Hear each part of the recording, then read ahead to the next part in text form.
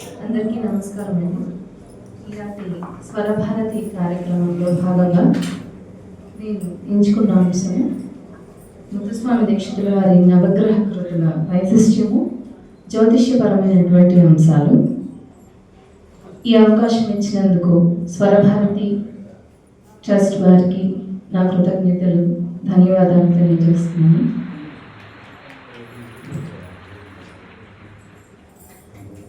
ముత్తుస్వామి దీక్షితుల వారి గురించి అందరికీ తెలిసిన విషయమే. అయినప్పటికీ కూడా క్లుప్తంగా వారి జీవిత చరిత్రను తెలుసుకుంటూ నవగ్రహ కృతులను తెలియజేసే ప్రయత్నం చేస్తాను. త్రిమూర్తులలో ఒకరైనటువంటి ముత్తుస్వామి దీక్షితుల వారు వీరు సంగీత సంప్రదాయ ప్రదర్శనలు రాసినటువంటి సుబ్బరామ దీక్షితులు వారిని ముత్తు కాకుండా ముత్తుస్వామి దీక్షితులుగా ప్రస్తావించారు. కానీ మనం తెలుగు వాడం కాబట్టి ముత్తుస్వామి దీక్షితులుగా మనం ప్రస్తావిస్తాము.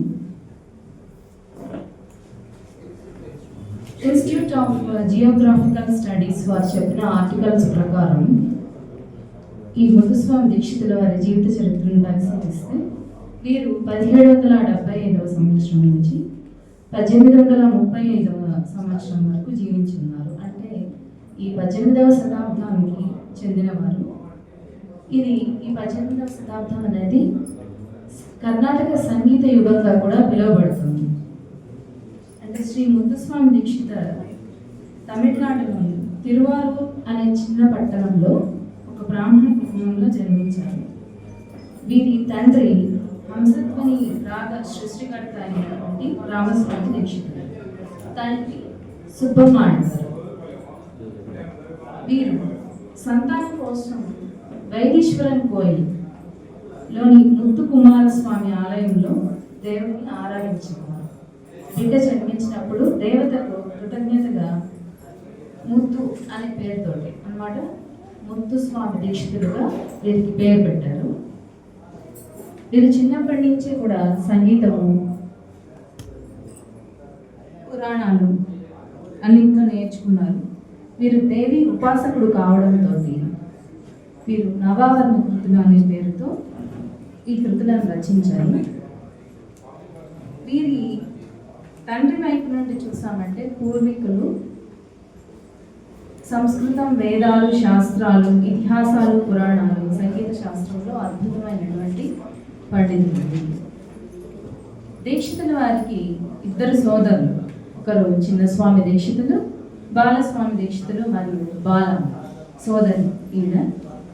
వీరు యోగినిగా ఉండే సమయంలో 3 ముఖ్యమైనటువంటి ప్రయాణం చేశారు. అవి వీరిని సాంస్కృతిక, భౌగోళిక శాస్త్రవేత్తగా తీర్చిదిద్దడంతో పాటు వారిని కృతులు రాసే విధంగా కూడా సహాయపడ్డాయి. అవి ఏంటివంటే తిరువారూర్ నుంచి మనాలి వరకు ప్రయాణం చేసినది ఒకటి, తిరువారూర్ నుండి వారణాసి వరకు, అలాగే వారణాసి నుండి తిరుత్తణి మీదుగా తిరువారూర్కు. ఈ 3 సంఘటనల ద్వారా వీరికి సంగీతము అనేది ఎలా సహాయపడిందో చూద్దాం ఒకసారి. వీరు జమీందారు అయినటువంటి, అంటే అతను ముఖ్యమైనటువంటి స్నేహితుడు కూడా, అతని పేరు వెంకట కృష్ణ మొదలియార్. వీరు యువ ముత్తుస్వామి దీక్షితులు మరియు అతని తమ్ముడైనటువంటి బాలస్వామి దీక్షితులను మద్రాసు సమీపంలోని మనాలికి తీసుకువెళ్ళారు. అక్కడ వారిద్దరూ పాశ్చాత్య బ్యాండ్ మ్యూజిక్ అనేది అప్పట్లో ఉండేది, దాంట్లో ప్రావీణ్యులు అవ్వడం కోసం అక్కడ మొదలుపెట్టి తర్వాత వయలిన్ కూడా నేర్చుకున్నారు. బాలస్వామి దీక్షితుల వారు వయలిన్ వాయించడం నేర్చుకున్న తర్వాత దీన్ని కర్ణాటక సంగీతంలో వాయించడానికి అనుగుణంగా కూడా మార్చుకున్నారు. ఇద్దరు బ్రిటిష్ బ్యాండ్ సంగీతాన్ని కూడా నేర్చుకున్నారు. తర్వాత ముత్తుస్వామి దీక్షితులు బ్యాండ్ వాయించిన పాటల ఆధారంగానే నోటీశ్వరాలను కూడా రచించారు. అవి మీకు తెలిసిందే.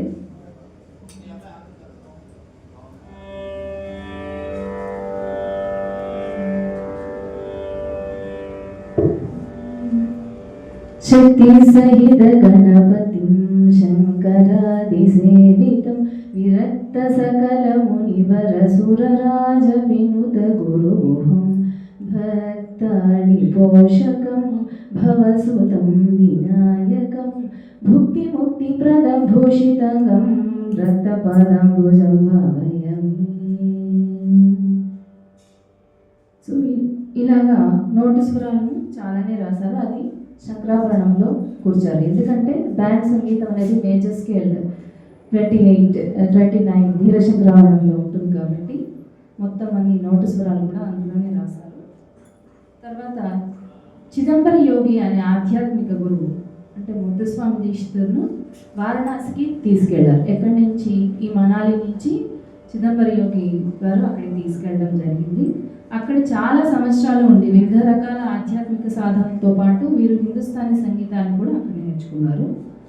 గురువు చనిపోయే ముందు ముద్దుస్వామి గారిని గంగా నదికి వెళ్ళి నీటిలో దొరికిన దానిని దేవత నుండి వరంలా స్వీకరించమని చెప్పగా దీక్షితులు అలా చేసినప్పుడు ఆ గంగా నదిలోకి వెళ్ళినప్పుడు వారికి ఒక వీణ కనిపించింది.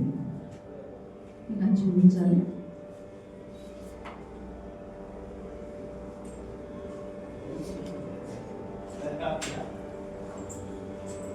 అది సరస్వతీదేవి వర ప్రసాదంగా వీరు భావించి దాన్ని స్వీకరించారు. అంటే తన గురువు చనిపోయే ముందు ఇది దొరకడంతో వారి యొక్క ప్రసాదంగా వీరు భావించి దాన్ని అందులో వాయించడం మొదలుపెట్టారు. ఇప్పటికీ ఈ వీణ వారణాసిలో ఉందని, ఇదే ఆయనకు దొరికినటువంటి వీణ అనేసి ఈ జియోగ్రాఫికల్ స్టడీస్ ద్వారా తెలుస్తుంది. ఇందులో ఏంటంటే ఇక్కడ గమనిస్తే దండి అనేది, యాడి అనేది పైకి ఉంటుంది అన్నమాట ముఖం. మనకు సామాన్యంగా చూసినటువంటి వీణల్లో యాడి అనేది కింది వైపుగా ఉంటుంది. ఇది వారి స్పెషాలిటీ అన్నమాట. ఇందులోనే ఆయన కూడా వాయించారు. ఈ ఫోటో కూడా మీకు చూపించాను. ఇది ఆయన వాయించినటువంటి వీణగా ఇప్పటికీ స్వీకరిస్తున్నారు. తర్వాత ఈ గురువుగారు మరణించిన తర్వాత దీక్షితులు తిరువారూరుకు తిరిగి ప్రయాణమయ్యారు. మార్గమధ్యంలో ఆయన తిరుత్తణిలో కుమారస్వామి ఆలయాన్ని సందర్శించడం జరిగింది. ఇది అందరికీ తెలిసిన విషయమే. ఈ ఆలయంలో ఏం జరిగిందంటే నిశ్శబ్ద ధ్యానంలో వారు కూర్చున్నప్పుడు అకస్మాత్తుగా అతనికి ఒక వృద్ధుడు తన ముందు నిలబడినట్లుగా కనిపించింది. వారిని వీరు దర్శనం చేసుకున్నట్లు. తర్వాత ఆ వ్యక్తి గర్భగుడిలోకి వెళ్లే ముందు నోటిలో కలకండ వేసి వెళ్ళిపోయినట్లుగా, తర్వాత అదృశ్యమైపోయినట్టుగా అనిపించింది. అప్పుడు వీరు వారిని, అంటే గురువుగారు చనిపోయారు కదా, తర్వాత ఈయనను గురువుగా భావించి అప్పుడే ఒక కృతిని రచించడం మొదలుపెట్టారు. అదే మొట్టమొదటి కృతి ఈయనది, శ్రీనాథాది గురు భుభవ జయంతి. ఇది కూడా మాయామాళ రాగంతో రచించారు. తదనంతరం దీక్షితర్ తిరువారూరు తిరిగి వచ్చి వివిధ ప్రదేశాలు ప్రయాణించారు. తర్వాత క్షేత్రాన్ని సందర్శించినప్పుడు క్షేత్ర దేవతతో పాటు ఉన్న ప్రదేశాల భౌగోళిక పరిస్థితులు, వాటి వివరాలను ఆ కృతిలో పొందుపరచడం జరుగుతుంది. అందులో మనకు తెలిసినటువంటిది ఈ నవగ్రహ కృతులు, తర్వాత నవాభరణ కృతులు, పంచలింగ స్థల కృతులు, ఇవన్నీ ఒక సముదాయ కృతులుగా మనకు తెలుసుకున్నటువంటి విషయమే. అలాగే నవగ్రహ కృతులు రాయడానికి కూడా ఒక కారణం దీక్షితుల వారు. అదేంటంటే దీక్షితులు వారి శిష్యుడైనటువంటి తంబియప్పన్ వీరు కడుపు నొప్పితో బాధపడుతూ ఉన్నారని, దానికి చికిత్స లేదని, అంటే అప్పటి కాలంలో చికిత్స లేదనడంతో వైద్యులు దీక్షితుల వారు ఆయన సందర్శించి తంబియప్పన్ జాతకాన్ని, ఎందుకంటే ఈయన జాతకాలన్నీ కూడా నేర్చుకున్నారనమాట, కాబట్టి ఎలా చూడాలి, దానికి పరిష్కార మార్గాలు ఏంటి అని ఈయనకు బాగా తెలియడంతో ఆ జాతక చక్రాన్ని పరిశీలన చేసి గురుగ్రహ స్థానం చాలా తక్కువగా ఉందని, ఆయనకు అనుకూలంగా లేదనేసి తర్వాత త్రిపుటి తాళంలో బృహస్పతి అని కృతిని రచించారు. అదే మొట్టమొదటి నవవర్ణ కృతి. తంబియప్పన్ ఈ కృతిని వారం రోజుల పాటు పాడమని సలహా ఇచ్చారు. అప్పుడు అతని వ్యాధి నయమైంది అని కర్ణాటిక్ black.comలో మనకు దొరుకుతుంది. దాని గురించిన విషయాలన్నీ కూడా. నవగ్రహ అనగా, నవ అనగా 9 గ్రహాలు అనగా అంటే గ్రహం అనే అర్థం కాదు అక్కడ. గృహంతి ఇది గ్రహ అనేది సంస్కృత పదం. దీని అర్థం గ్రహాలు అనేవి మన మానసిక, భౌగోళిక, మౌలిక మరియు శారీరక అవగాహనలు ప్రభావితం చేయగల ఖగోళమైనటువంటి వస్తువులుగా మనం భావించాలి. ప్రజెంట్ ఇప్పుడు మనం ఉన్న సిచ్యువేషన్లో మన పూర్వీకులు ఈ నవగ్రహాలకు ఒక ఎత్తు, రంగు, భార్య, వాహనం, దుస్తులు, ధ్యానం, ధాన్యాలు, అలంకరణ, దేవతలు, ఇలా వాటిని ఒక్కొక్కటిని వ్యక్తీకరించారు. వీటన్నిటిని నవగ్రహ కృతుల్లో ఇమిడ్చి రాసినటువంటి వారు ముత్తుస్వామి దీక్షితులు. ఇవే కాకుండా ఈ కృతుల్లో సైన్స్లోని వృక్షశాస్త్రం, ఆస్ట్రోఫిజిక్స్, హ్యూమన్ ఫిజియాలజీ, ఖగోళ శాస్త్రం, ఆప్టిక్స్, గణితం, ఫినాలజీ గురించి తెలియజేస్తుంది.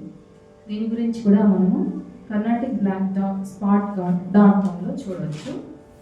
తర్వాత నవగ్రహ కృతులు ఏవి అనేది ఒకసారి తెలుసుకుందాం. వీరు ఏంటంటే నవగ్రహ కృతులు 9 రాశారు. అందులో మెయిన్గా చెప్పుకోవాల్సింది ఏంటంటే గ్రహాల గురించి కాకుండా మెయిన్ ఆయన సప్తతాళాల పైన కాన్సన్ట్రేషన్ చేశారు. ఇందులో మొదట ఉండేటటువంటి 7 మనం ఇప్పుడు ఖగోళ పరంగా చూసుకున్నట్టయితే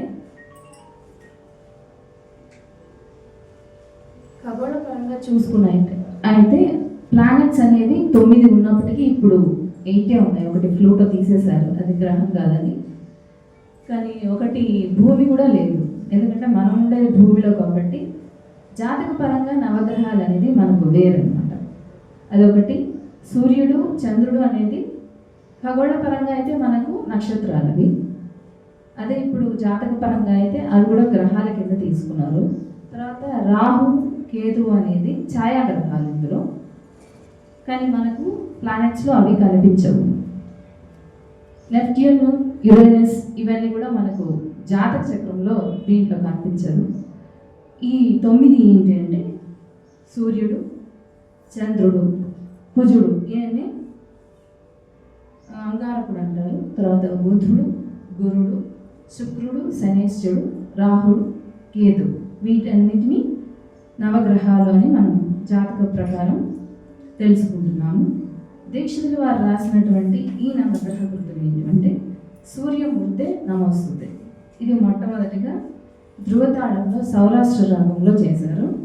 తర్వాత చంద్రం భజ మానస, ఇది అసావేరి రాగంలో మధ్యతాళంలో చేశారు. ఈ ఆర్డర్ కూడా ఎలా ఉందంటే ఒక వీక్లో సరిపోయేటట్టుగా, అంటే ఒక వారానికి సరిపడే కృతులుగా కనిపిస్తాయి మనకు గమనిస్తే.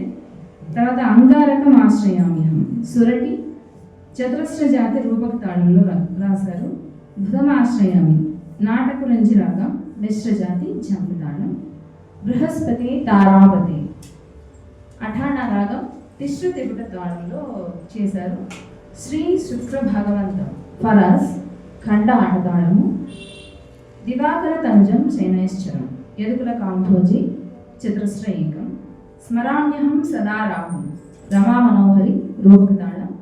మహాసురం కేతుమహం, ఇది చామరంలో రూపక తాళంలో చేశారు. ఇందులో గమనించినట్లయితే ఆదివారము, సోమ, మంగళ, బుధ, గురు, శుక్ర, శని వీటన్నిటికీ సప్తాళాలతో ఏర్పాటు చేసి, తర్వాత ఇవి ఛాయాగ్రహాలు రాహు, కేతు అనేటివి కాబట్టి దాన్ని రూపక తాళంలో వీరు పొందుపరిచారు. తర్వాత మొట్టమొదటి అయినటువంటి సూర్యమూర్తి, ఇది చూసినట్లయితే ధృవతాళంలో వీరు చేశారు. అది సౌరాష్ట్ర రాగంలో. ఇదేంటంటే 17th మేళకర్తలో జన్యమైనటువంటి రాగం ఇది. సరి గ మ ప మ ద ని స సా ని ధ ప మ గ రి స. ఇది సౌరాష్ట్ర. ఈ సౌరాష్ట్ర అనేది ఈ పేరు కూడా గమనించినట్లయితే వీరు ఎలా చేశారంటే గుజరాత్లోని ఒక చారిత్రకమైనటువంటి ప్రాంతం ఇది సౌరాష్ట్ర అనేది. ఈ సౌరాష్ట్ర ద్వీపకల్పంగా ఉండేది. సౌరాష్ట్ర భాష అనేది ఇండో ఆర్యన్ భాష.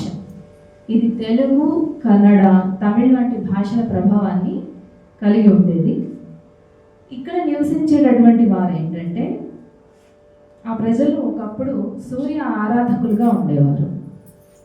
అక్కడే చాలా సూర్య దేవాలయాలు నిర్మించడంతో అది కూడా ఈ సౌరాష్ట్ర భాష అనేది ఆ 18వ శతాబ్దంలోనే ఎక్కువగా ప్రాముఖ్యం పొందింది. అంటే అప్పుడే మొదలైందనమాట. సో దాన్ని బేస్ చేసుకొని వీరు సౌరాష్ట్ర రాగం దీనికి సరిపోతుందేమో అని ఆలోచన చేసి ఉండొచ్చు. అందుకే సౌరాష్ట్రలో కూడా కంపోజ్ చేసి ఉంటారు మీరు. తర్వాత ధ్రువ అంటే మీనింగ్ ఏంటంటే చాలా అప్పర్ స్టేజ్లో ఉండేది, అంటే స్థిరమైనటువంటిది. సూర్యుడు అనేది కూడా మిగిలిన గ్రహాలకు అధిపతి కాబట్టి బహుశా ధ్రువతాళాన్ని మీరు ఎంచుకొని కూడా ఉండొచ్చు. ఇందులో మనము నవగ్రహాల గురించి తెలుసుకోవాలి జాతక పరంగా అంటే ముందు సాహిత్యం అనేది బాగా అర్థం ఉండాలి. కాబట్టి సాహిత్యాన్ని అర్థం చేసుకుంటూ ఎక్కడ జాతక అంశాలు ప్రస్తావించారో తెలియజేసే ప్రయత్నం చేస్తాను. మొట్టమొదటి సూర్యుడు, ఈయన ఎలా ఉన్నారనేది మీకు తెలుస్తుంది. ఇది మనం ఖగోళ పరంగా చూసుకుంటే ఈ విధంగా ఉంటారు మీరు. సూర్యునిపై ధ్రువతాళంలో సూర్యమూర్తి అనే కృతిని వ్రాసారు. ఇందులో సూర్యమూర్తే నమోస్తుతే సుందర ఛాయాధిపతి. సూర్యమూర్తే నమోస్తుతే సుందర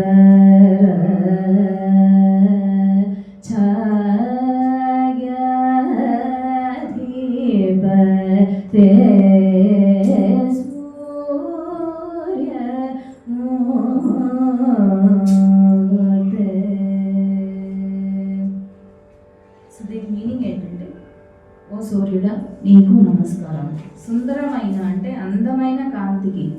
తర్వాత మనము ఇంతకుముందు ఒకటి ప్రస్తావించాము, సూర్యునికి భార్యలు ఉంటారు అంటే ఒక్కొక్క గ్రహానికి ఉన్నారని చెప్పాను. అందులో ఛాయ అనేది కూడా ఈవిడ భార్య అనమాట.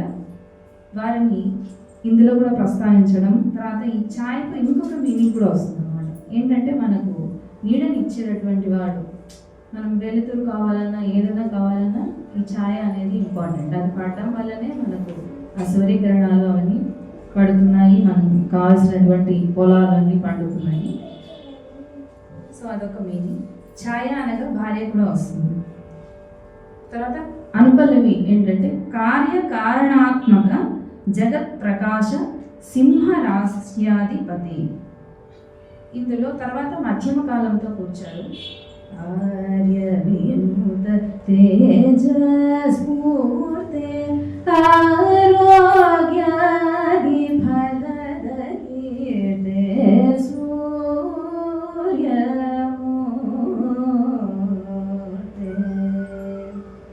దీని మీనింగ్ ఏంటంటే ఫలితమే కారణ స్వరూపమైన ఈ లోకమంతటిని ప్రకాశింపచేసేవాడు. తర్వాత సింహరాశికి అధిపతి అయినటువంటి వాడు, మహాత్ములచే స్తుతింపబడేవాడు, తేజస్సు ఉప్పొంగుతున్నవాడు, ఆరోగ్యం మొదలైన ఫలాలను ఇచ్చేటటువంటి వాడు. సూర్యుడు శక్తి అంటే సూర్యుడికి ఉండేటటువంటి లక్షణాలు ఏంటంటే శక్తి, ఆత్మవిశ్వాసం, నాయకత్వ లక్షణాలు ఎక్కువగా ఇందులో కనిపిస్తాయి. ఇక్కడ సింహరాశికి ఎందుకు అధిపతి అని ఇచ్చారంటే సూర్యుడు 9 గ్రహాలకు రాజు కాబట్టి సింహం కూడా రాజు స్థానంలో ఉంటుంది కాబట్టి సహజంగా సింహరాశికి అధిపతి సూర్యుడు అని చెప్పడం జరుగుతుంది. తర్వాత చరణం గమనించాలంటే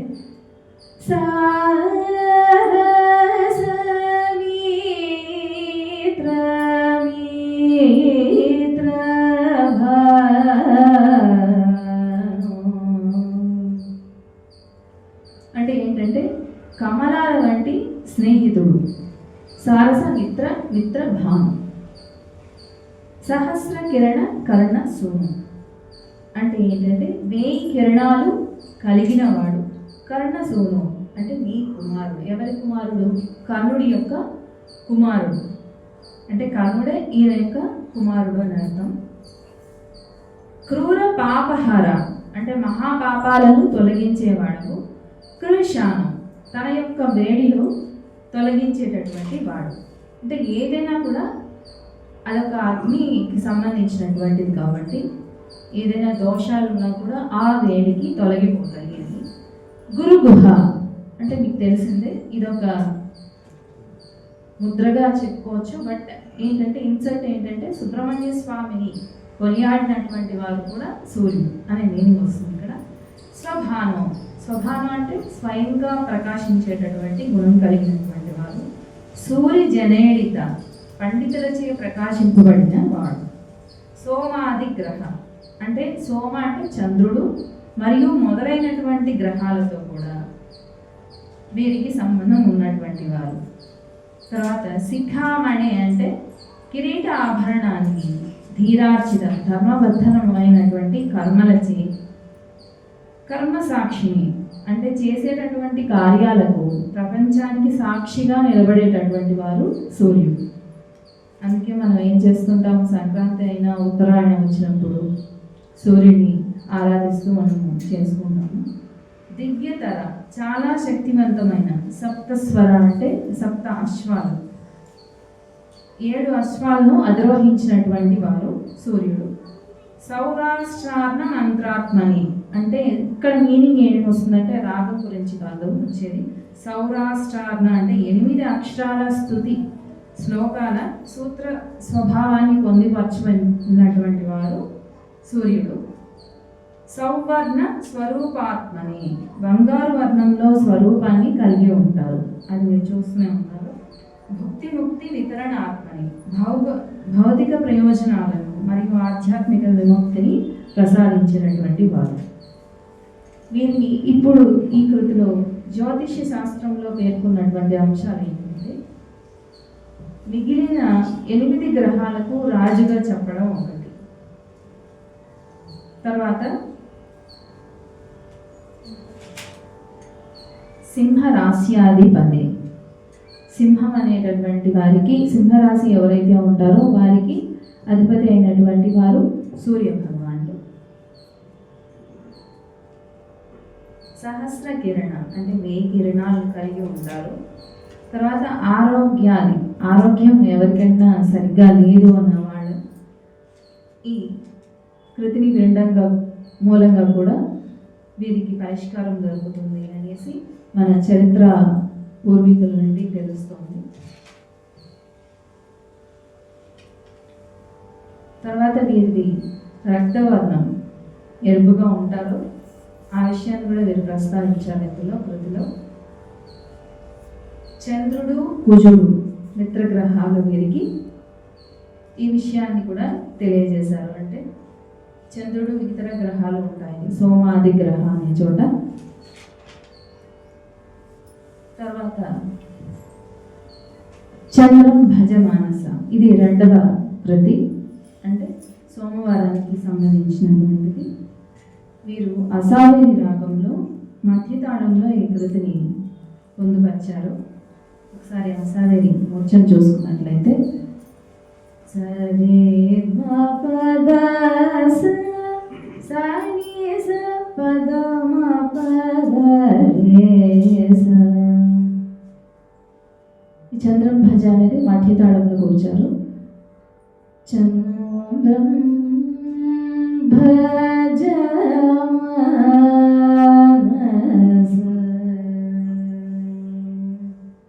స్టార్ట్ అవుతుంది.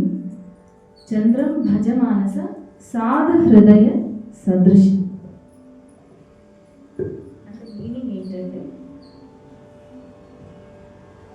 ఎవరైతే చంద్రుడి గురించి స్మరిస్తారో, అది కూడా మంచి పవిత్రమైనటువంటి హృదయం కలిగిన ప్రజలు వారిని పూజిస్తారో వారిని తప్పకుండా కరుణిస్తారు అనేటటువంటి ఉద్దేశంతో రాశారు పల్లవి. అనుపల్లవి ఇంద్రాది లోక పాలేడిత తారేశం. ఇక్కడ మధ్యమ కాలంలో తర్వాత వస్తుంది. యుందు షోడశ కళాధరం నిశాకరం ఇందిరా సహోదరం సుధాకరం అనిశం. ఇంద్రాది లోకపాలయుడిత తారేశం అంటే ఇంద్రుడు మరియు లోకపాలకులు అనగా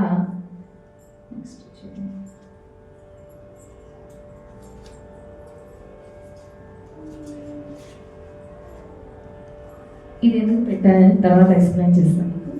ఇది చంద్రుడి యొక్క నమూనా. ఇంద్రుడు మరియు లోకపాలకులచే పూజింపబడినటువంటి వారు. తర్వాత తారేశం అంటే నక్షత్రాలకు అధిపతిగా ఉండేటటువంటి వారు వీరు. ఇందిరా సహోదరం అంటే లక్ష్మీదేవికి సోదరుడు, ఈ విషయం అందరికీ తెలిసిందే. సుధాకర మనిషం ఎల్లప్పుడూ అమృతం సమృద్ధిగా కలిగినటువంటి వాడు. తర్వాత చరణానికి వెళ్ళామంటే శంకర మౌళి విభూషణం సీత కిరణం చతుర్భుజం మదనశ్చత్రం క్షపాకరం వెంకటేశ నయనం విరాణ్మనోజనం విధు కుముదమిత్రం విధి గురుగుహ వక్తం. దీంట్లో కూడా ఈ చరణంలో మధ్యమకాల సాహిత్యాన్ని పొందుపరిచారు. శశాంకం గీష్పతి శాపానుగ్రహపాత్రం సరశ్చంద్రికా ధవళ ప్రకాశగాత్రం కంకణ కేయూరహార మకుటాదిధరం పంకజ రిపుం రోహిణి ప్రియకర చతురం. అంటే అర్థం ఏంటంటే శంకరమౌళి విభూషణం సీత కిరణం అంటే శివుని శిరస్సును అలంకరించి చల్లని కిరణాలను కలిగినటువంటి వాడు. చతుర్భుజం మదనశ్చత్రం క్షపాకరం అంటే 4 చేతులు కలిగినటువంటి వాడు, మన్మథునికి నీడనైనటువంటి వాడు మరియు రాత్రిని సృష్టించేటటువంటి వాడు. వెంకటేశ నయనం విరాట్ మనోజనం అంటే దేవుని మనస్సు నుండి పుట్టిన వెంకటేశ్వర భగవానుని యొక్క నేత్రుడవు. అందుకే మీరు సినిమాలో చూస్తూ ఉంటాయి కదా, వెంకటేశ్వరుడు చూపించినప్పుడు ఒక కళ్ళలో సూర్యుడు ఒక కళ్ళలో చంద్రుడిని చూపించినట్టుగా. సో ఇదే ఒక ఆధారంగా కూడా మనం తీసుకోవచ్చు. విధుం కుముదమిత్రం విధి గురుగుహ వక్త్రం అంటే రాత్రి కమలాలకు స్నేహితుడు, వైద్య వనరులకు ఉత్పత్తి చేయగలిగినటువంటి వాడవు, గురుగుహుని ముఖం కలిగిన వాడు. శశాంకం గీష్పతి శాపానుగ్రహ పాత్రం అంటే కుందేలు గుర్తు ఉండేటటువంటి వాడు. అంటే తెల్లని కలర్ వైట్గా ఉంటారు కాబట్టి అది ప్రస్తావించి ఉండొచ్చు. బృహస్పతిచే శపింపబడినటువంటి వాడు మరియు ఆశీర్వాదం 2 కూడా జరిగింది బృహస్పతితో. శరచంద్రికా ధవళ ప్రకాశ గాత్రం అంటే శరదృతువు చంద్రుని తేజస్సును ఉత్పత్తి చేసే శరీరాన్ని కలిగి ఉన్నటువంటి వాడు.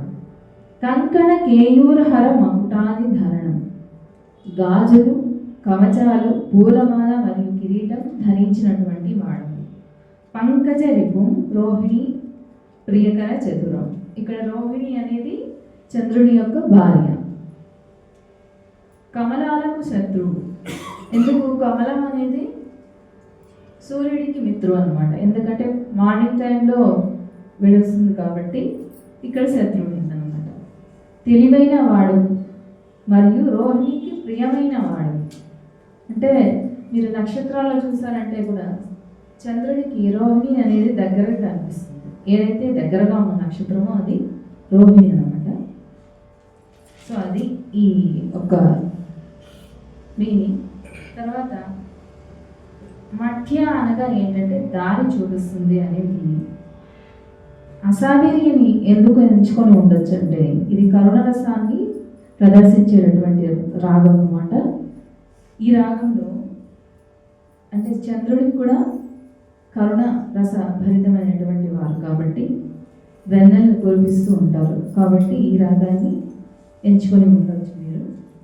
తర్వాత అంగారకం ఆశ్రయామ్యహం ఇది రూపక తాళం సురటి రాగంలో కూర్చోబడి ఉన్నది. ఇది వచ్చి 28వ మేళకర్త హరికామ జన్యం. సరి మపని సరి దప మగ పమరి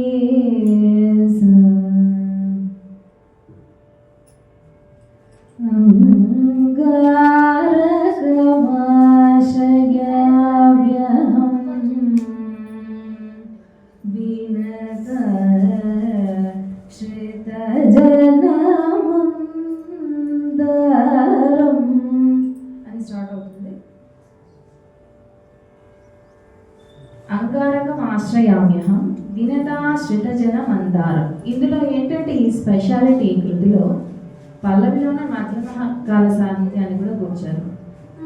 మంగళవారం భూమి కుమారం వారం వారం అని కూర్చారు.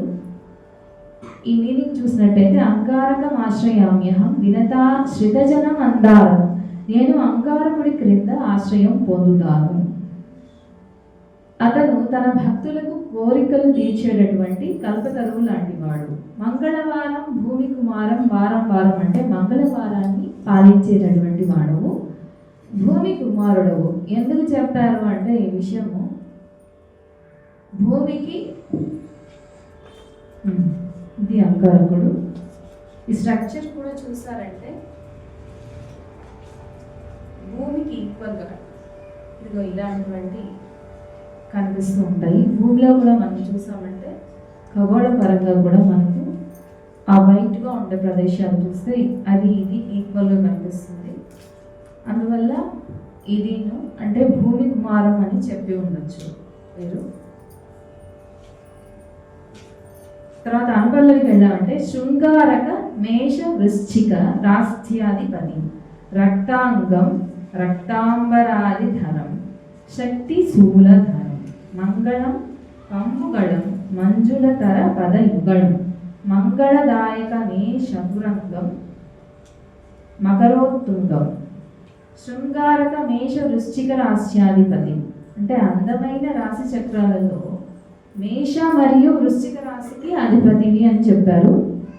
రక్తాంగం రక్తాంబరాది ధరం శూల శక్తి శూలధరం. శరీరం ఎలాంటి వర్ణం కలిగి ఉంటుందంటే ఎరుపు వర్ణం కలిగి, అది చూస్తున్నారు, ఎరుపు వర్ణం కల వస్త్రాలను ధరించి శక్తి ఆయుధాన్ని మరియు శూల ఆయుధాన్ని కూడా ధరించి ఉంటారట.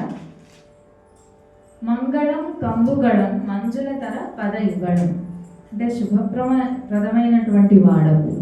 శంఖం నడకలిగి కమలం లాంటి పాదాలు కలిగి ఉంటారని, నవ్వుతున్న ముఖం కలిగి ఉంటారని. ఇందులో ఆయన యొక్క ఒక వ్యక్తిని ఎలాగా మనము నిర్ధారిస్తామో ఆ విధంగా ఆయన్ని పొగటం జరిగింది. చరణానికి వెళ్ళామంటే దానవ సురసేవిత మందస్మిత విలసిత వక్త్రం ధరణీప్రదం భ్రాతృకారకం రక్తనేత్రం దీనరక్షకం పూజిత వైద్యనాథ క్షేత్రం దివ్యౌఘాది గురుగుహ కటాక్షానుగ్రహ పాత్రం భానుచంద్ర. ఇక్కడ మధ్యమకాల సాహిత్యం వస్తుంది. ఇంతకుముందు గమనించినట్లయితే అనుపల్లవిలో వీరు మధ్యమకాల సాహిత్యాన్ని పెట్టలేదు, మళ్ళీ చరణంలో ఇచ్చారు. మామూలుగా అంటే పల్లవిలో మనకి ఎక్కడ మధ్యమకాల సాహిత్యం కనిపించదు, ఈ ఒక్క కృతిలో మనం గమనించవచ్చు. దానవ సురసేవిత అంటే దేవతలు మరియు రాక్షసులచే పూజింపబడిన వాడు. మందస్మిత విలసిత వక్త్రం అంటే నవ్వుతున్న ముఖం కలిగిన వాడు. ధరణీప్రదం భాతృకారకం రక్తనేత్రం అంటే స్థలాన్ని ప్రసాదించేవాడు. ఎర్రని నేత్రాన్ని కలిగినటువంటి వాడు.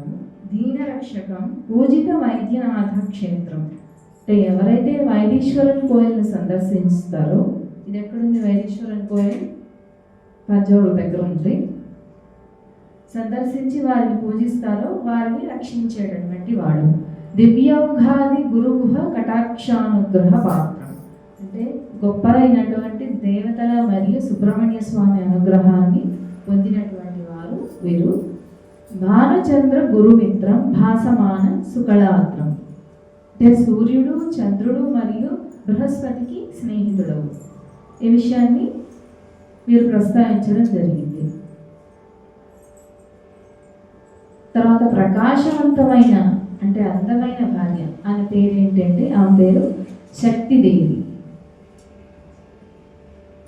జానుక్త హస్త చిత్రం చతుర్భుజమతి విచిత్రం 4 చేతులు, వీరు కూడా చంద్రుడి వల్లే 4 చేతులు కలిగి ఉండి మోకాళ్ళపై చేతులు పెట్టి కూర్చున్న వాడివి అన్నట్టుగా వీరు వివరించారన్నమాట. ఈ నవగ్రహాల టెంపుల్స్ చూడాలంటే తమిళనాడులో మనం కుంభకోణం సైడ్ వెళ్ళామంటే అన్ని టెంపుల్స్ సందర్శించవచ్చు. తర్వాత ఇందులో శాస్త్రీయ ప్రాముఖ్యతను కూడా వివరించారు. ఈ కృతిలో ఏంటంటే మన సౌర వ్యవస్థలో భూమికి అత్యంత సారూప్యమైనటువంటి గ్రహం ఏంటంటే అంగారక గ్రహం. అందుకే భూమి కుమారం అని వర్ణించారు వారు. ఇందులో ఆక్సిజన్ ఎక్కువగా ఉత్పత్తి అవుతుంది అన్నమాట ఈ గ్రహంలో. అందుకే ఇప్పుడు అంగారకుని గ్రహం పైన కూడా మనం ఉండొచ్చా అని శాస్త్రవేత్తలు పరిశీలన చేస్తున్నారు. తర్వాత రక్తాంగం అని వర్ణించి ఉన్నారు. ముందుగానే చెప్పారు కదా, రక్తాంగం అంటే ఎర్రని వర్ణం కలిగినటువంటి వారు అంగారకుడు. అదే జ్యోతిష్య శాస్త్రపరంగా తీసుకున్నట్టయితే అంగారకుడిని వీరు మంగళ అని ప్రస్తావించారు. అంటే మంగళవారమే కదా, మంగళవారం భూమి కుమారం వారం వారం.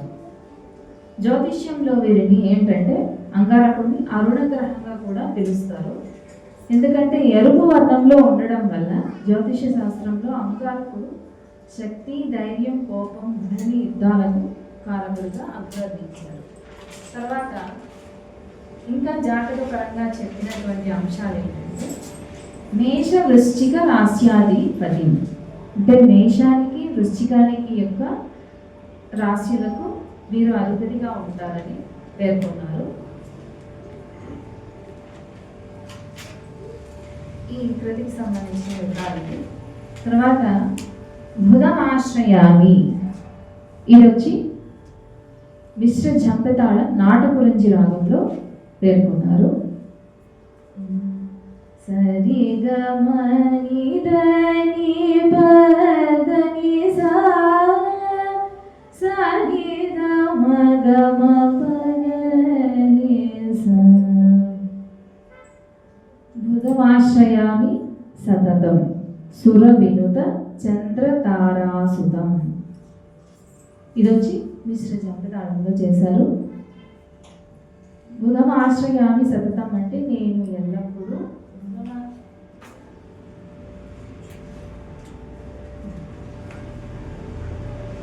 ఇక్కడ ఎందుకు పేర్కొన్నానంటే బుధుడు చంద్రుడు కూడా ఒకేటటువంటి నమూనాను కలిగి ఉంటారు అన్నమాట.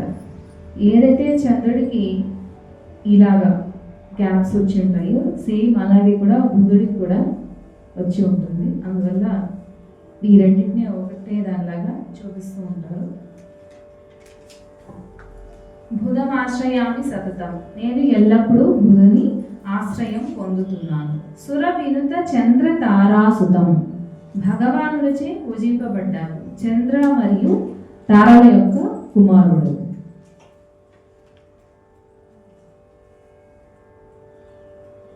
అనుబలం చూసినట్లయితే బుధ జనైర్విదితం భూసురైర్మోదితం, తర్వాత మధ్యమకాల సాహిత్యం, మధుర కవితాప్రదం, మహనీయ సంపదం. బుధ జనైర్విదితం అంటే పండితులచే గౌరవింపబడేటటువంటి వాడవు.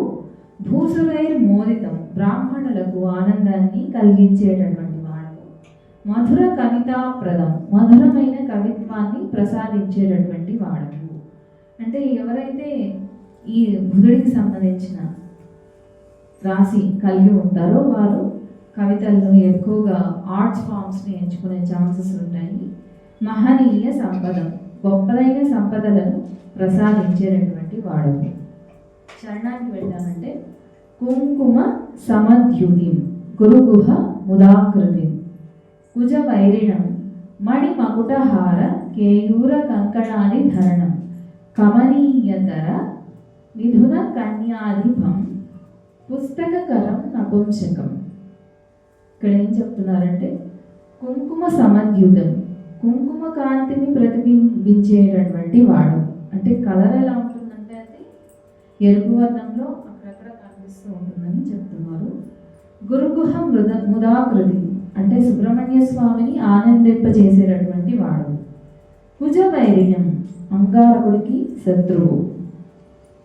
మణి మకుట కేయూర కంకణాది ధరణం మణులతో పొదిగినటువంటి కిరీటాన్ని ధరించి ఉంటారు. తర్వాత కంకణాలను కూడా ధరించి ఉంటారు. కమనీయతర మిథున కన్యాధిపం అంటే మిథున రాశికి కన్యా రాశికి కూడా అధిపతి వీరు. పుస్తకకరం, చేతిలో పుస్తకాన్ని పట్టుకొని ఉంటారు. నపుంసకం అంటే నపుంసక లింగాన్ని కలిగినటువంటి వారు. కింకర జన మహితం, తన భక్తులచే గౌరవింపబడినటువంటి వారు. కిల్బిషాది రహితం, పాపాలు లేనివాడము. శంకర భక్తహితం, శివభక్తులకు మేలు చేసేటటువంటి వాడు. అంటే ఎవరైతే ఈ రాశులు కలిగి ఉంటారో వారు శివుడిని ఆరాధిస్తే వారికి మంచి జరుగుతుంది అని అందులో వీరు నివారణ ఉపాయాలను కూడా చెప్తున్నారు. ఇందులో సదానంద సహితం, ఎల్లప్పుడూ ఆనందంగా ఉండేటటువంటి వాడు. ఇందులో జాతకానికి సంబంధించినటువంటి వివరాలు చెప్పింది.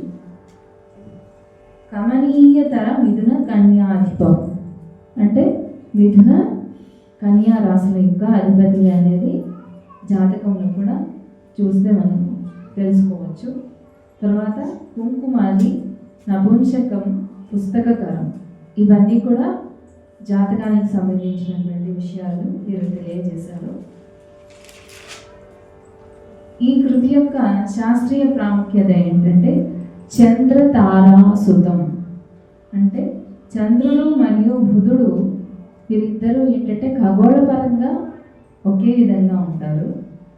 అందుకే ఈ వాతావరణం కూడా గుంతలని చెప్పాను కదా, అలా కలిగి ఉంటుంది. రెండు, బుధుడు ప్లస్ చంద్రుడు. తర్వాత జ్యోతిష్యపరమైన అంశాలు చూసామంటే బుధుడు తెలివితేటలు కలిగి ఉంటారు, గణితానికి అధిపతిగా జరిగి భావిస్తారనమాట. బలమైన బుధుడు మంచి బుద్ధిని, కమనీయతర మిథున కన్యాధిపం, పుస్తకకరం, నపుంసకం, ఇందులో జ్యోతిషపరమైనటువంటి అంశాలు తెలియజేశారు. తర్వాత అఠాణ రాగంలో బృహస్పతి తారావతి, ఇంతకుముందు చెప్పుకున్నాము.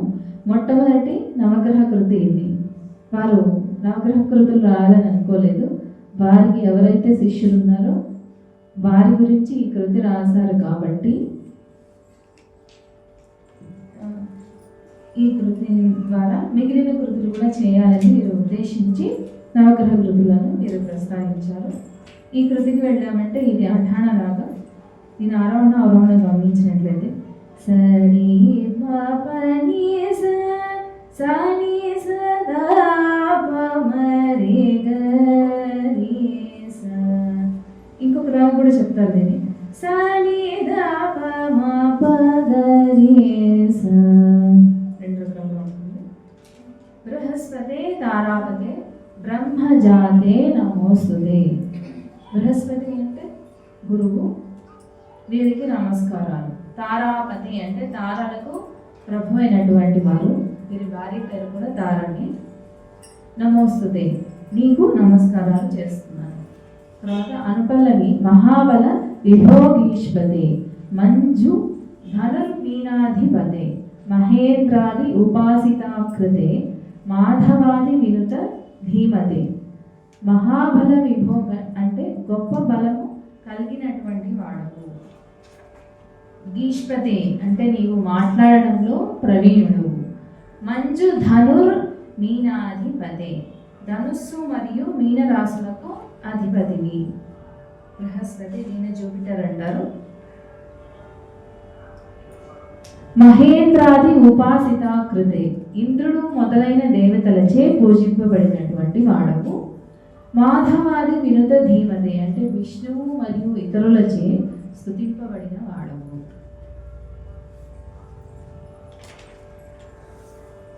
చరణ విషయానికి వెళ్తే సురాచార్య వర్య వజ్రధర శుభలక్షణ జగత్రయ గురో జరాది వజ్రితాక్రోధ కచ జనకాశ్రిత జనకల్పతరో పురారి గురుగుహ సమ్మోదిత పుత్రకారక దీనబంధో పరాది చత్వారి వాక్ స్వరూప ప్రకాశక దయా సింధు. ఇందులో మధ్యమ కాలం తర్వాత వస్తుంది. నిరామయాయ నీతికర్తే నిరంకుశాయ విశ్వ భర్త్రే నిరంజనాయ భువన భోక్తే నిరంశాయ సుఖప్రదాత్రే. అంటే సురాచార్య వర్య అంటే దేవతల యొక్క గురువు వీరు.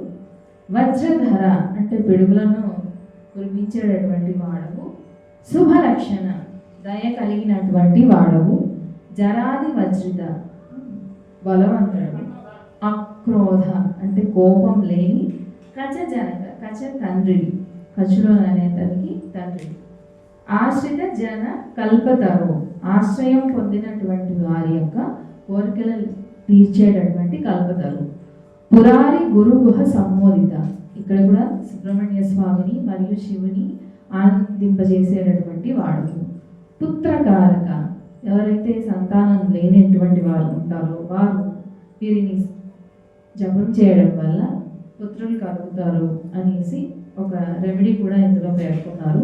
దీనబంధో పీడిత ప్రజలకు బంధువు, దయా సింధో కరుణా సముద్రుడివి, నిరామయాయ అనారోగ్యం లేనటువంటి వాడవు, నీతి కీర్తి నైతిక విలువలను ప్రసాదిస్తావు, నిరంకుశాయ ఎటువంటి అడ్డంకులు లేనటువంటి వాడవు, విశ్వభర్తే ప్రపంచాన్ని చూసుకునేటటువంటి వాడవు, నిరంజనాయ కళంకం లేని వాడవు, భువన భోక్త్రే విశ్వాన్ని ఆనందింపజేసే వ్యక్తివి, నిరంచాయ పూర్తి అయిన వాడవు, సుఖ ప్రదాత్రే అంటే ఆనందాన్ని ప్రసాదించేటటువంటి వాడవు. ఈ కృతిలో కూడా మనము శాస్త్రీయ ప్రాముఖ్యతను గమనించినట్లయితే మహాబల విభో అంటే గొప్ప బలానికి ప్రభువు. బృహస్పతి అనేది సౌర వ్యవస్థలో చాలా బలమైనటువంటి గ్రహం అన్నమాట. దాన్ని వీరు మహాబల విభో అని ప్రస్తావించి ఉండవచ్చు. ఇది భారీగా ఉండడమే కాకుండా సౌర వ్యవస్థలో అత్యంత తీవ్రమైనటువంటి గురుత్వాకర్షణ శక్తిని కలిగి ఉండేటటువంటి గ్రహం కూడా అయితే. తర్వాత జ్యోతిష్యపరమైన అంశాలు గమనించినట్లయితే గురువు అనేది జ్ఞానము, అదృష్టం, సంపద, ఉన్నత విద్య, ఆధ్యాత్మికతకు కారకుడు. గురువుకు వాచస్పతి, బృహస్పతి, దేవేజ్యుడు, అంగిరస, జీవ అనే ఇతర నామాలు కూడా ఉన్నాయి. వీరు గురువుకు ప్రస్తావించింది ఏంటి? బృహస్పతి. తర్వాత లోహాలలో బంగారము, రత్నాలలో పుష్యరాగాన్ని సూచిస్తాయి.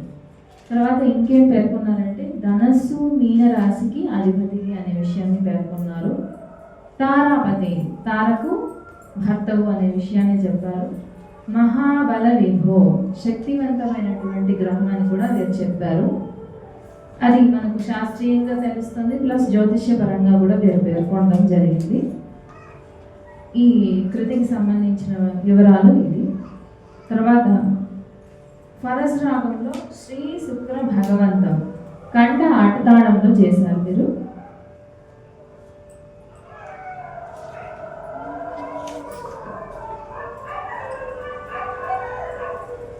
ఇది 15వ మేళకర్త.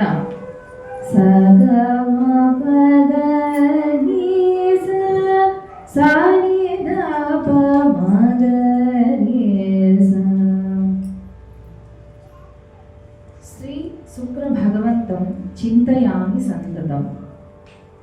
శ్రీ శుక్ర భగవంతుడిని నేను ఎల్లప్పుడూ ధ్యానిస్తాను. సకల తత్వజ్ఞం ఇది వచ్చి ఖండ ఆటతాళంలో రచించబడి ఉంది. అన్ని సత్యాలు మరియు సూత్రాలు తెలియజేసేటటువంటి వాడు. అనుపల్లవికి వెళ్ళామంటే హే శుక్ర భగవన్ మా ఆసుబాలయ వృష తులాదేశ దైత్య హితోపదేశ. ఇక్కడ ఏం చెప్పారంటే హే శుక్ర భగవన్ మామాసు పాలయ అంటే ఓ శుక్ర భగవంతుడా నన్ను తొందరగా రక్షించు. వృష తులాధీశ అంటే వృషభ మరియు తులారాశికి అధిపతిని అని పేర్కొన్నారు. దైత్య హితోపదేశ ఒక ఋషి సలహాతో అసురులను నడిపించేటటువంటి వాడు. చరణానికి వెళ్ళామంటే వింశతి వత్సరోదశ విభాగం అష్టవర్గం కవిం కళత్రకారకం రవి నిర్జర గురు వైరిణం నవాంశ హోరాత్రేకాణాది వర్గ ఉత్తమ అవసర సమయే వక్ర ఉచ్చ నీచ స్వక్షేత్రే వరకేంద్ర మూల త్రికోణే. మధ్యమ కాల సాహిత్యం ఇందులో కూడా ప్రస్తావించారు. త్రిశాంస సస్యాంశైరావతాంస పారిజాతాంస గోపురాంస రాజయోగ కారకం రాజ్యప్రదం గురుగుహముతం. అంటే వింశతి వత్సరోదశ విభాగం అంటే 20 సంవత్సరాల పాటు ప్రయోజనకరమైనటువంటి ప్రభావాన్ని కలిగించేటటువంటి వారు వీరు. అష్టవర్గం కవిం కళత్రకారకం అంటే 8 వర్గాలు కలిగినటువంటి వాడవు. కవి ఎల్లప్పుడూ భౌతిక సంపదను ప్రసాదించేటటువంటి వాడవు. రవి నిర్జన గురువు వైరినం అంటే సూర్యుడికి మరియు గురువుకి శత్రువైనటువంటి వాడవు.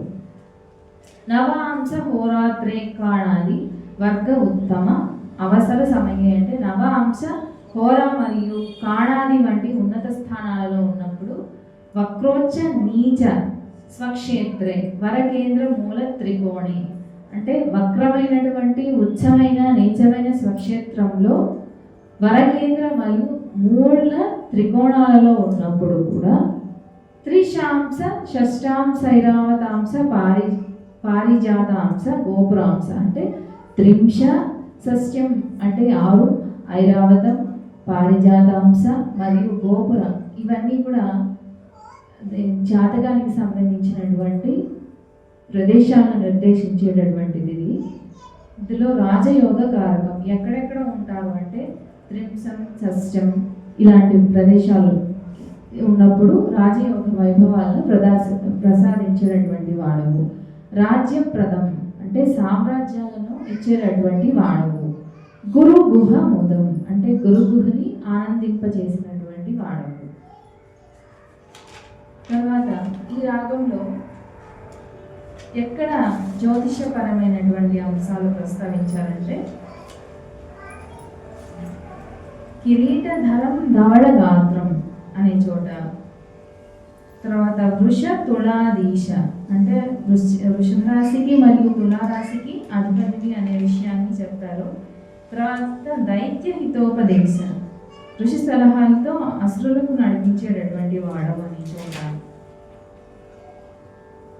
ఇప్పుడు చెప్పుకున్నటువంటి ఈ త్రిశాంశ అనే చోట ఈ యొక్క జాతకాన్ని ప్రభావం ఎలా ఉంటుంది అనే దాన్ని కూడా వీరు వర్ణించారు.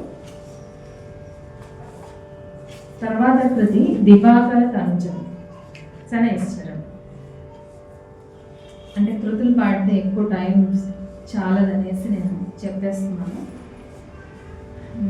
దివాకర తనుజం అనేది ఎరుకుల కాంభోజ రాగంలో మీరు ప్రస్తావించారు.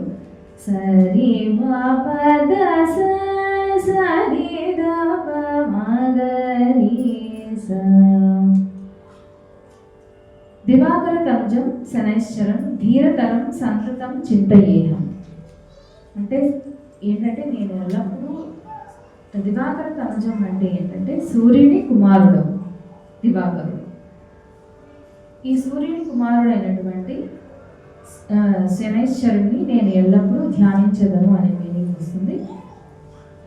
తర్వాత శనైశ్వరం అంటే ఏంటంటే వీరు నెమ్మదిగా సంచరిస్తూ ఉంటారు అని ఒక మీనింగ్ ఇస్తుంది. ధీరతరం అంటే అత్యంత ధైర్యవంతుడము జ్ఞానవంతుడు అయినటువంటి వాడవు అనేసి అర్థం వస్తుంది. తర్వాత అనుపల్లోకి వెళ్ళామంటే భవాంపు నిదౌ నిమగ్న జనానానం భయంకరం అతి క్రూర ఫలం.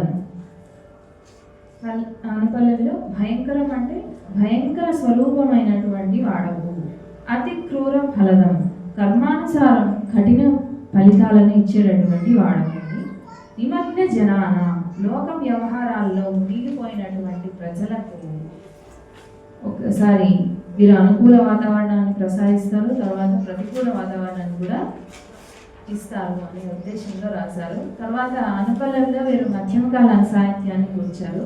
భవానీస కటాక్ష పాత్ర భూత భక్తిమత అతిశయ శుభఫలదం.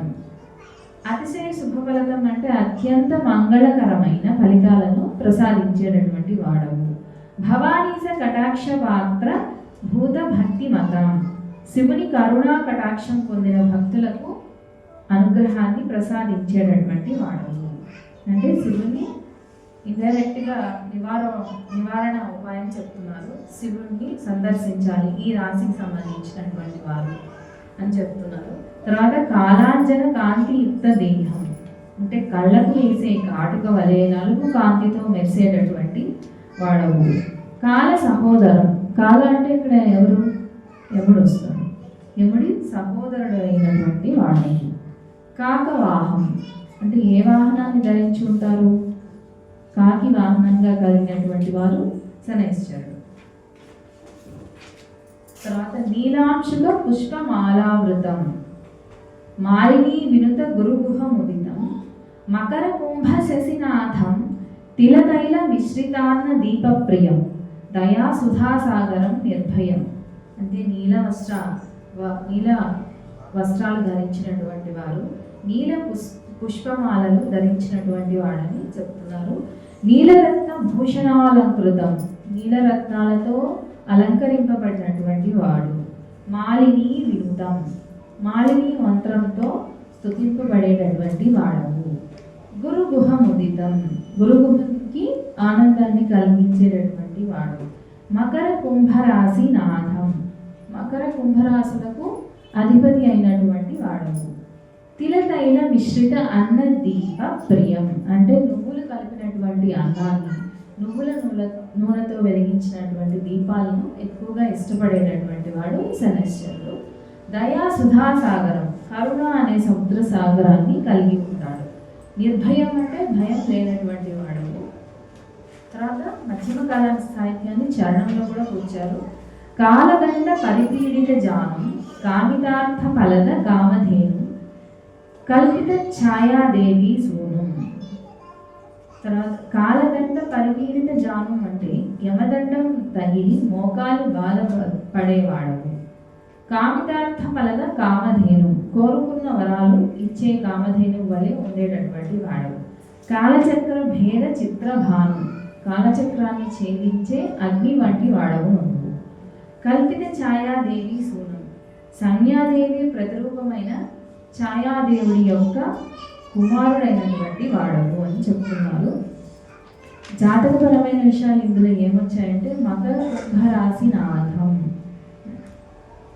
అంటే మకర కుంభరాశి యొక్క అధిపతివి అని ఇందులో పేర్కొనడం జరిగింది. తర్వాత నువ్వులు కలిపినటువంటి అన్నం అంటే నివారణోపాయాలు కూడా ఇందులో తెలియజేశారు.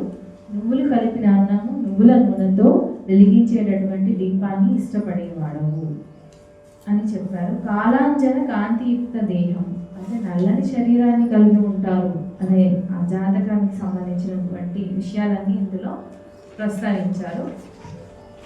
ఇది కృతి యొక్క అర్థము. తర్వాత స్మరామ్యం ఇది వచ్చి రమా మనోహరి రాగంలో చేశారు. రూపక తాళంలో మనం ఇంత దివాకరం వరకు తెలుసుకున్నవి వార కృతులుగా కూడా మనము యూజ్ చేసుకోవచ్చు. అంటే ఆదివారానికి సూర్యుడు, సోమవారానికి చంద్రుడు, మంగళవారానికి తర్వాత బుధవారానికి బుధుడు, గురువారానికి బృహస్పతి, శుక్రవారానికి శుక్రుడు, శనివారానికి దివాకరం. ఇలాగా 7 కృతులు వార కృతులుగా కూడా వాడుకోవచ్చు. తర్వాత మిగిలిన 2 ఏంటంటే ఇవి 2 ఛాయాగ్రహాలు కాబట్టి వీటికి ఏం చేశారంటే రూపక తాళంలోనే రచించారు. అది ఒకటి రమా మనోహరి రాగం. సరి గ పద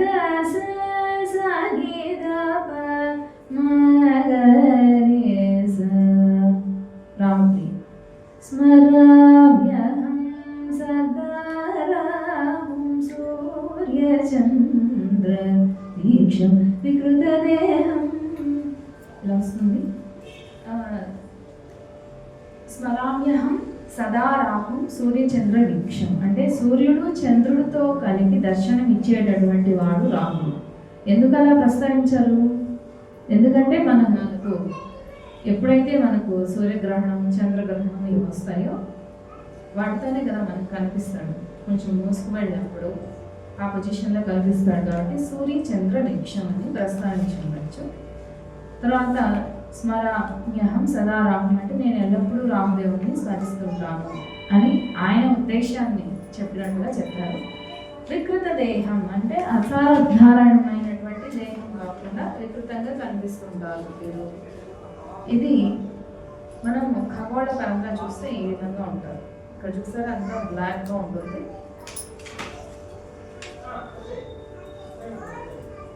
సురాసురం అనుకూలం వెళ్తే దేవతలకు అసురులకు సంబంధించిన వాడు, అంటే రెండు వర్గాలకు కూడా శక్తిని కలిగించేటటువంటి వాడు, రోగాలను నివారించేటటువంటి వాడు. సర్పాది భీతిహరం అంటే పాములు మొదలైన వాటి వల్ల కలిగే భయాన్ని తొలగించేటటువంటి వాడు. ఇందులో కూడా మధ్యమకాల సాహిత్యాన్ని కూర్చారు. శూర్పాసన సుఖకరం. శూర్పం అంటే తాటి పలక మీద సుఖంగా ఆసీనుడైనటువంటి వాడు అని అర్థం. శూలాయుధ ధరకరం, చేతిలో శూలాయుధాన్ని ధరించి ఉంటారనమాట. తర్వాత చరణానికి వెళ్తే కరాళ వదనం. కరాళం అంటే ఏంటి? భయంకరమైనటువంటి ముఖం కలిగినటువంటి వాడు. కఠినం, కఠిన స్వభావం కలవాడు. కయానార్ణ కరుణార్ద్ర పాంగం. కయాన అనే అక్షరాలతో ప్రారంభమయ్యే మంత్రంతో స్తుతించబడినప్పుడు కరుణతో నిండిన చూపులను ప్రసాదించేటటువంటి వాడు. చతుర్భుజం, మీరు కూడా చంద్రుని వలె 4 భుజాలను కలిగి ఉంటారు. ఖడ్గ ఖేటాది ధరణం. ఖడ్గం ఖేటం అంటే ఖడ్గం అంటే కత్తి, ఖేటం అంటే కవచము మొదలైన ఆయుధాలను ధరించినటువంటి వాడు. మధ్యమకాల సాహిత్యం ఇందులో చరణంలో కూడా కూర్చారు. ఇందులో చర్మాది నీల వస్త్రం అంటే చర్మంతో తయారైనటువంటి నీలమైనటువంటి వస్త్రాలను ధరించేవాడు. గోమేధికాభరణం అంటే గోమేధికం అనే రత్నంతో అలంకరింపబడినటువంటి వాడు. శని శుక్రమిత్ర గురుగుహ సంతోషకరణం అంటే శని మరియు శుక్రగ్రహాలకు మిత్రుడైనటువంటి వాడు. తర్వాత గురుగుహుని అంటే ఎవరైతే ముత్తుస్వామి దీక్షితుల ఇష్ట దైవమో వారిని సంతోషింపజేసేటటువంటి వాడు. తర్వాత జ్యోతిష శాస్త్రానికి సంబంధించిన విషయాలు ఇందులో ఏమొచ్చాయంటే రాహు చంద్రుని ఉత్తర కణకు అంటే దీన్ని ఛాయాగ్రహం అంటారు కదా, దాన్ని అంటే చంద్రుని ఉత్తర కణం నోడ్ అంటారు దాన్ని. స్వరూపం నల్లని మేని ఛాయ, పాము శరీరము. తర్వాత కత్తి ధరించిన రూపంలో ఉంటారు. తర్వాత రాహు అనేది స్త్రీ గ్రహం అంట. బుధుడు శుక్రుడు శని అనేటువంటి వారు మిత్రులు. కానీ ఇందులో మనకు పేర్కొనేది ఏంటి? బుధుడు శుక్రుడు ఇందులో మిత్రులుగా ఉంటారని పేర్కొన్నారు. ఇవైతే జ్యోతిష్యానికి సంబంధించిన విషయాలు కూడా చెప్తారు. తర్వాత కృతికి వెళ్ళామంటే మహాసురం కేతు. ఇది చిట్ట చివరి కృతి అన్నమాట నవగ్రహ కృతుల్లో. ఇది చామరంలో చేయబడింది. చామరం అంటే ఏమిటి? షణ్ముఖ ప్రియ రాగం. ఇది రూపతాళంలోనే కూర్చోడం జరిగింది. పల్లవి మహాసురం కేతు మహం భజామి ఛాయాగ్రహ వరం అంటే నేను ఎల్లప్పుడూ కేతు గ్రహాన్ని పూజిస్తూ ఉంటాను. మహాసురం అంటే మహా అసురుడు. తర్వాత ఛాయాగ్రహ వరం అంటే శ్రేష్టమైనటువంటి ఛాయాగ్రహం. ఛాయాగ్రహం అని ఈయనే పేర్కొన్నారు. అందులో అనుపల్లవి చూసానంటే మహా విచిత్ర మకుటధరం అంటే మహోత్తరమైనటువంటి విశేషమైన అద్భుతమైన కిరీటాలను ధరించి ఉంటారట. మంగళ వస్త్రాది ధరం. మంగళ అంటే శుభకరమైన వస్త్రాలు మొదలైనటువంటివి ధరించి ఉంటారు. నరపీఠ స్థితం సుఖం. ఇది వచ్చి మధ్యమకాల సాహిత్యం. నర అంటే మనిషి, పీఠ ఆసనం, ఆసీనుడై సుఖంగా కూర్చొని ఉంటాడు. చామరం మర్చిపోయాను. సరి గ పద ని స సాని ద ప మ గ రి స. మనం షణ్ముఖ ప్రియగా చెప్పుకునేటటువంటిది చామరం. చామరం అంటే ఆయన అసంపూర్ణమైన పద్ధతిని యూజ్ చేశారు కాబట్టి చామరం అనే పేరుతో కృతులు చేశారు. మీకు తెలిసినటువంటి షణ్ముఖ ప్రియను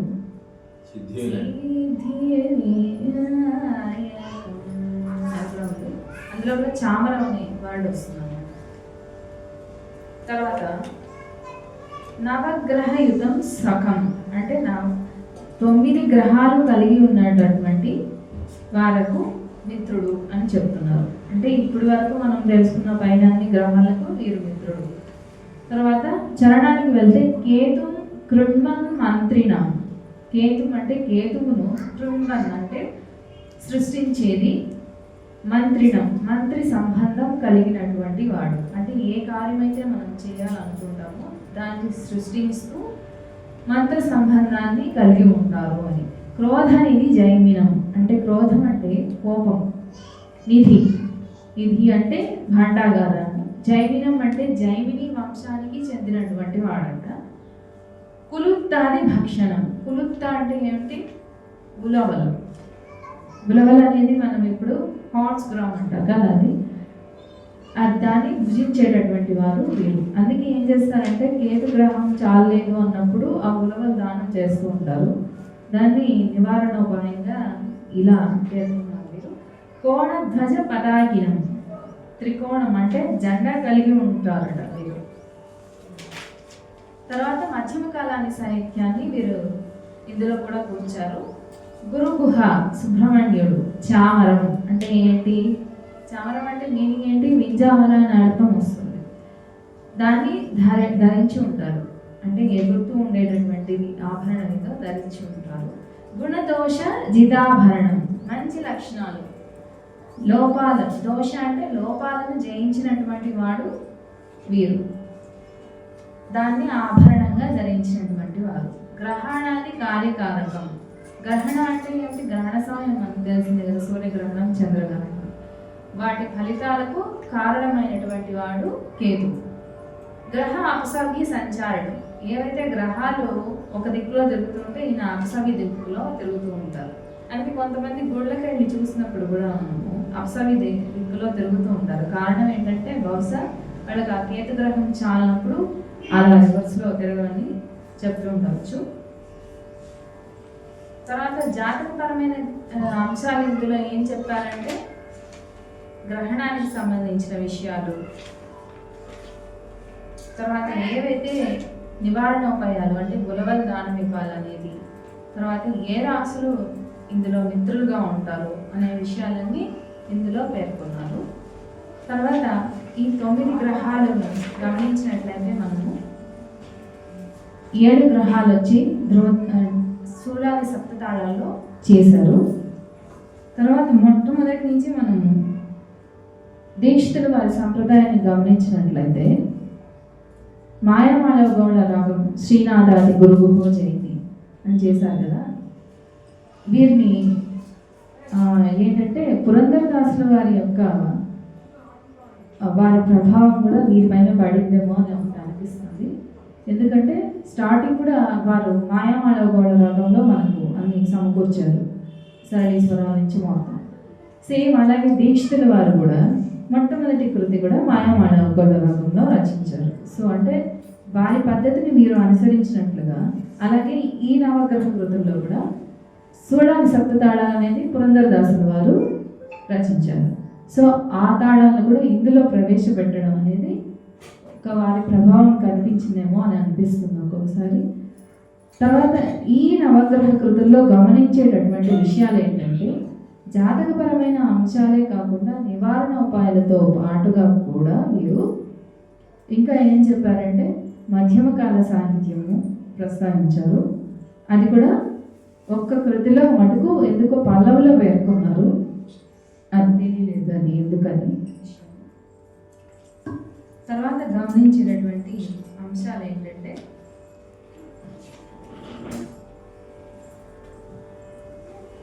గ్రహముద్ర. మామూలుగా గ్రహముద్ర అనేది అన్నిటిలో వచ్చింది, అంటే ఏ గ్రహానికి సంబంధించిందో ఆ పేరు పెట్టారు, అది తెలుస్తుంది. కానీ రాగముద్ర అనేది అన్నింటిలో కనిపించిందా? ఇప్పుడు వరకు విన్నారు కదా మీరు, అన్నింటిలో లేదు. ఏంటంటే ఒక సూర్య భగవానికి సంబంధించిన కృతిలో ప్లస్ చివరగా ఉన్నటువంటి కృతి కేతు, దాంట్లో చామరం అని రాగముద్ర ఇచ్చారు కదా. సో ఈ 2 కృతుల్లోనే మనకు రాగముద్ర కనిపిస్తుంది. మిగిలిన వాటిలో రాగముద్రను మీరు పేర్కొనలేదు, ఆ విషయం ఎందుకో తెలియదు. కానీ సప్తతాళాల మటుకు మెయిన్గా కనిపిస్తుంది. ఈయన పేర్కొనదలుచుకున్నది ఏంటంటే సప్తతాళాలలో ఈ గ్రహ కృతులు చేయాలని అనిపిస్తున్నట్టుగా తెలుస్తుంది. సో ఇది నవగ్రహ కృతులకు సంబంధించిన వివరాలు. ఇంకా డీటెయిల్గా చెప్పేదానికి టైం చాలు కాబట్టి నాకు తెలుసుకున్న విషయాలు మీకు ముందు చెప్పి ప్రయత్నం చేశానని అనుకుంటున్నాను. నాకు ఈ అవకాశం ఇచ్చినటువంటి స్వరభారతి ట్రస్ట్ వారికి ధన్యవాదాలు తెలియజేస్తూ